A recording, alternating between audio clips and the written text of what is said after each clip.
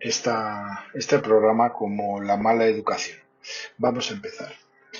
En las siguientes propuestas que se van a hacer, eh, no queremos que se entienda que se va a dar ningún tipo de respuesta de lo que se debe hacer con respecto a la educación de los niños, ya sea de los suyos o de otros, ya sea de sus hijos o sean los hijos de otros.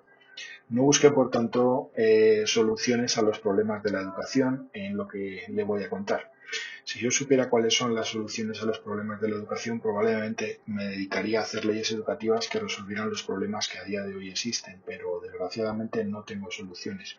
Si acaso puedo tener preguntas, y lo que sí puedo decir es que las cosas no se deben hacer como se están haciendo. Vamos a empezar. ¿Qué entendemos por educación? Pues según el diccionario de la Real Academia de la Lengua Española, educación no es una cosa, sino que son varias. Pues diríamos que es elementalmente la acción de educar, pero también es la crianza, la enseñanza y también, algo menos dicho, como es el adoctrinamiento, palabra que a día de hoy suena vieja, pasada de moda e incluso es un término que no se debe ni siquiera pronunciar por su mala fama, proveniente probablemente por su sonido clerical, creemos. También educación es instrucción y según la RAE es también cortesía y urbanidad. Todas esas cosas son la educación, que si las analizas de manera individual lo cierto es que no son pocas. Ahora que ya queremos saber lo que es educación, por lo menos en su definición, podemos preguntarnos, ¿dónde y quién ejerce la educación? Bien, los centros educativos, colegios, institutos, escuelas, universidades, ¿son los encargados de impartir educación a los niños y jóvenes en nuestra sociedad? ¿O bien son los padres los encargados de dar una buena educación a sus hijos? ¿Existe una educación buena frente a una educación mala? ¿Quién o bajo qué criterios se decide qué es o no es una buena educación? ¿Acaso después de habernos hecho estas preguntas estamos en disposición de decir realmente qué sabemos, de qué hablamos cuando decimos educación? ¿Es la educación algo de lo que se debe encargar el Estado o bien es algo que debe quedar dentro de la libertad de las familias? Otro tipo de preguntas que nos podríamos hacer son, por ejemplo, ¿es el Estado responsable de ejercer de manera correcta la educación o son las familias responsables de dar una educación adecuada a los niños y a los jóvenes? ¿Estamos capacitados realmente los padres para dar una buena educación a nuestros hijos? Bueno, esto, como comenté en la primera parte del comentario, no escribo esto.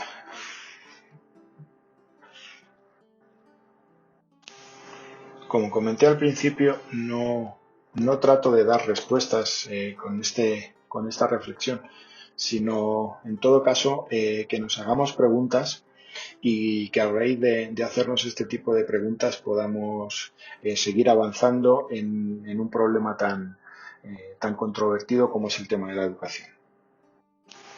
Podríamos decir a la vez que si este tema de educar o de la educación es tan complicado, podríamos decir que no hay soluciones o cómo hemos podido llegar hasta aquí como sociedad realmente como una manada de animales sin educación. Bueno, estas son algunas de las preguntas que nos hacemos, pero bueno, vamos a continuar adelante. Una cuestión sobre la que he reflexionado es que igual la cuestión no es saber lo que debemos hacer, que siempre eso resulta más complicado, pero sí podemos saber lo que no debemos hacer. Nuestros padres, en el caso, por ejemplo, de España en particular, de los últimos 40, 50 años, desde que se implantó la transición democrática, se venía de un modelo de sociedad conservadora, con figuras familiares altamente jerarquizadas y con unos roles muy marcados y firmes, lo cual, y visto a toro pasado, establecían unos límites que sin duda, vistos con la distancia, generaban una sensación de tranquilidad que a día de hoy o bien no existen o no se practican, ¿no? O bien están relegados al ostracismo social o a la pena o la crítica más feroz, ¿no? Son los límites y otros tipos de enseñanzas recibidas por los niños de nuestra época las que pueden hacer que los adultos de hoy en día podamos reconducir lo que bajo nuestro punto de vista pueda apoyar a que el modelo educativo imperante cambie el rumbo y pueda enderecer un barco que ha perdido, según nuestro punto de vista, el norte educativo y navega a la deriva. Establecidos estos cimientos, creemos que sólidos, vamos a diferenciar entre dos términos y de este modo establecer y diferenciar entre educación e instrucción, ya que es fundamental entender de lo que estamos discutiendo aquí, que es en definitiva la formación de ciudadanos, de personas que viven en una sociedad, no de seres ermitaños o ascetas que viven en cuevas sin contacto humano. El Estado, que recibe de nuestros impuestos grandes cantidades de recursos, está impelido y es su deber ofrecer y garantizar la instrucción de los niños y jóvenes, para que la sociedad que conformamos sea una masa instruida en conocimientos básicos y por tanto mantenga un cierto orden social. Esto se puede ver desde dos puntos de vista, ¿no? Un primer punto de vista en donde se vea desde una visión progresista de la realidad, es decir, como si la instrucción social de los niños fuera algo en cierto modo negativo o anacrónico, o que coarta las libertades de los ciudadanos o más bien de los individuos. Pero es que sin esa instrucción por parte del Estado, las personas no dejarían de ser eso, personas o individuos, sin llegar al menos a ser ciudadanos, porque como se comentó anteriormente, vivimos en una sociedad y ¿no sería acaso el objetivo de la instrucción del Estado formar individuos capaces de vivir y convivir en esta sociedad? La prueba más evidente de que esto es la realidad es que si no te adaptas a la vida en sociedad existen leyes que castigan a los que por alguna razón pues no se acomodan a la sociedad, ¿no? Y es el Estado el encargado de hacer cumplir estas leyes. Por tanto, el Estado, a través de la instrucción pública obligatoria y la privada vigilada, deberá garantizar que los ciudadanos obtienen una formación mínima con la que puedan integrarse de forma adecuada a la sociedad como ciudadanos de pleno derecho, tanto con sus derechos y sobre todo también con sus obligaciones, ¿no? No lo debemos olvidar. Estos principios básicos deben ser impartidos y todas y cada una de las escuelas, colegios, institutos y universidades de cualquier país que se precie de tener una sociedad mínimamente avanzada y quiera mantener el orden social deberán cumplir y hacer cumplir. En caso contrario, la sociedad puede hacer dejadez de sus obligaciones a través del Estado y convertirse de nuevo en una sociedad bárbara. Al final es una cuestión de elección dependiendo del Estado. Ya hemos descrito de manera somera, ya que es la intención de este programa, cómo debe entenderse la formación por parte del Estado. Pero entonces, ¿quién imparte la educación? Pues la gente que me esté escuchando, quizá los más avezados y los no tanto, ya habrán entendido por dónde pues van los tiros, ¿no? Efectivamente, si has pensado que la educación se recibe dentro de la unidad básica social, que no es otra que la familia, pues te diré que has acertado. Y es aquí donde cada uno de nosotros como padres y madres debemos complementar con la educación a la instrucción del Estado. Y ahora, pues, ¿qué hacemos? ¿O esto cómo se hace, no? Pregunta mil veces repetida en consulta por los padres. Por desgracia, y como vuelvo a repetir, aun a costa de ser pesado, no tengo respuestas, pero vamos a ver algunas ideas sobre las cuales trabajar y que además de ser útiles para los padres y madres, también sirvan para aquellos ciudadanos que desde su lugar de trabajo tienen contacto con niños y jóvenes. Me refiero, por si hay alguna duda, pues a los maestros y a las maestras. Vamos a anunciar ahora un principio que me parece fundamental y que hoy precisamente no es lo que más se practica, ¿no? Y sería el principio de autoridad frente al principio de igualdad. La visión posmoderna de la educación se basa en el principio de igualdad entre todas las personas, lo cual dicho así pues queda muy bonito, políticamente muy correcto y por supuesto como frase hecha carece de cualquier tipo de contenido, por tanto esta vaciación de contenido es interpretada por cada uno de nosotros según su buen o mal entender, ¿no? Es decir, según su propia educación que como empezamos diciendo puede ser buena o quizá mala o quizá no recibió ninguna, quién sabe.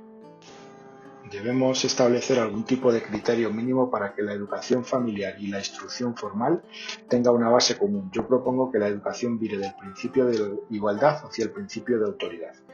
Para no entrar en profundidades semánticas que no son objeto del presente programa, diremos que con principio de autoridad estamos hablando del autoritas romano, que quien esté interesado puede investigar a qué se refiere. Por dar una pincelada, decir que la autoridad no es una cuestión de imposición a causal, sino todo lo contrario.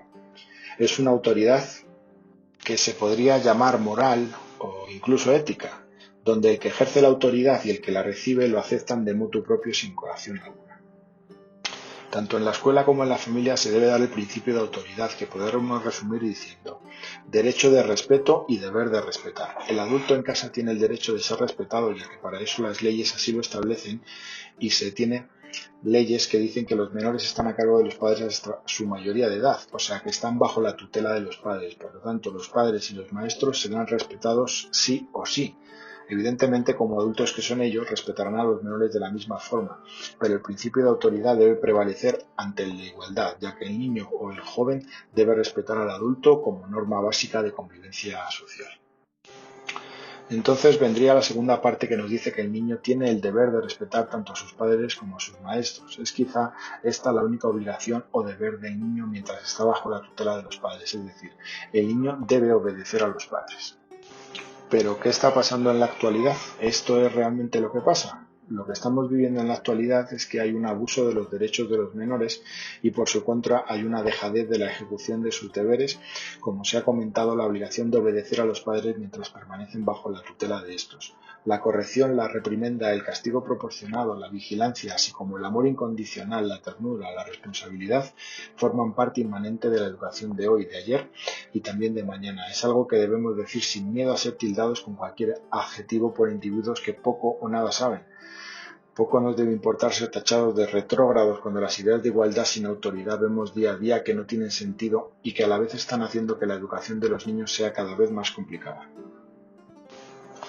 Para ir concluyendo y que no se alargue mucho el programa, vamos a dar una serie de indicaciones, principalmente a los padres, aunque también pueden ser tomadas en cuenta por los maestros, que sean padres o no, de lo que no se debe hacer, ya que, insistiendo nuevamente, lo que uno debe hacer difícilmente te lo puede decir otro. Agradecemos en este punto a un juez de menores español, granadino para más señas, la inspiración para escribir este texto y sobre el cual gira su contenido. Gracias a don Emilio Calatayud, del cual digo que se puede decir más alto pero no más claro. Este hombre sabe lo que dice. Hemos titulado como el decálogo de la mala educación. El primer punto diría: comience desde la infancia a dar a sus hijos todo lo que le pidan. Con ello aprenderán que el mundo entero les pertenece. No le dé ninguna educación trascendental. Espere a que alcance la mayoría de edad para que decida libremente. Nos referimos aquí a la transmisión de la existencia de unos antepasados que le dieron la vida a los que le han dado la vida a él y que él dará a los que vengan después. Tercero, cuando diga palabrotas o groserías, como se dice en Hispanoamérica, ríale la gracia, lo cual le animará a hacer cosas aún más graciosas. Cuarto, no le regañe nunca ni le diga las cosas que hace mal, podría crearle complejos de culpabilidad. 5. Recójale, agarre y guarde en Hispanoamérica todo lo que deja tirado, ya sean libros, ropa, juguetes, es decir, hágaselo todo, así se acostumbrará a cargar la responsabilidad sobre los demás. Déjele leer, mirar en redes sociales, etcétera, todo lo que caiga en sus manos. Cuide que sus platos, cubiertos y vasos estén esterilizados, pero que su mente esté llena de basura. Dispute y riña con su pareja en presencia de los menores, así no se sorprenderán ni habrá dolor excesivo el día que la familia se separe para siempre. Entrégale todo el dinero que quiera gastar, no vaya a sospechar que para disponer del dinero es necesario trabajar. Satisfaga todos sus deseos, apetitos, comodidades y placeres. El sacrificio y la austeridad pueden producirle frustraciones.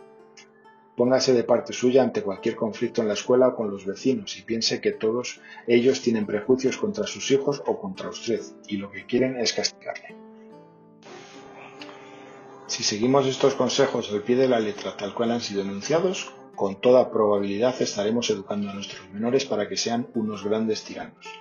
En mi práctica profesional y mi vida como ciudadano he encontrado muchos padres que desean educar a sus hijos para que sean felices, lo cual es de todo loable. Pero cuando les he preguntado ¿y cómo lo va a hacer?, no he obtenido ninguna respuesta más allá de que es necesario que no se les hieran sus sentimientos y que deben consentirles para que no sufran o no se sientan frustrados y aburridos. Estos y otros tópicos por el estilo son el tipo de educandos que acuden a recibir apoyo a las consultas de los profesionales. Para final, solo decirles que eduque a sus hijos con amor, pero hágalo con firmeza. Ellos como personas se lo agradecerán, pero también la sociedad se lo agradecerá con ciudadanos conocedores de sus derechos, cumplidores con sus deberes y responsables de sus actos.